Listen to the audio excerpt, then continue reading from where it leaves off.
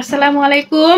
এই যে আবারও শেহরাজের ডাইপারের ভিডিও নিয়ে চলে আসলাম। আসলে বাচ্চা কাচ্চা হইলে আমরা আর কিছু কিনি আর না কিনি, ডাইপার কিন্তু লাগেই। সেটা আগের থেকে বর্তমান মায়েরা বেশি ভালো বুঝবে। হ্যাঁ, এই আর কি।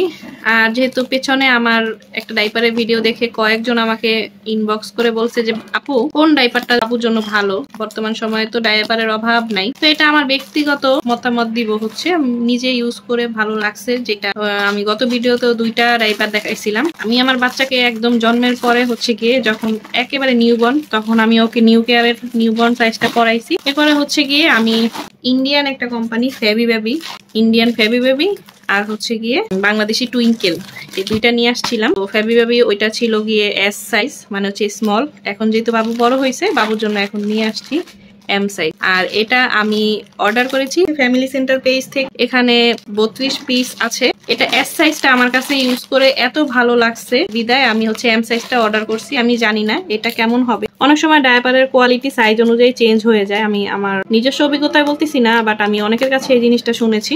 তো যেহেতু এস সাইজটা ইউজ করে আমি সম্পূর্ণভাবে স্যাটিসফাই ছিলাম, সেজন্যই হচ্ছে আমি এম সাইজটা অর্ডার করি। এটা ইউজ করেও আমি রিভিউ দিব, কোনো সমস্যা নেই। এই ডাইপারটা অ্যাকচুয়ালি খুবই ফ্ল্যাট, মানে হচ্ছে গিয়ে একেবারে ভারী না, একদম পাতলা সফট। এটা মেবি ভালো হবে আগেরটার মতো, তাই না? প্যান্ট সিস্টেম এই ডাইপারটা, বাচ্চা সুন্দর মতো এটা পরে বাহিরেও যেতে পারবে। আর চেহারা যেহেতু ছেলে মানুষ, ছেলেদের জন্য আমি মনে করি প্যান্ট সিস্টেমটাই বেটার, এই আর কি।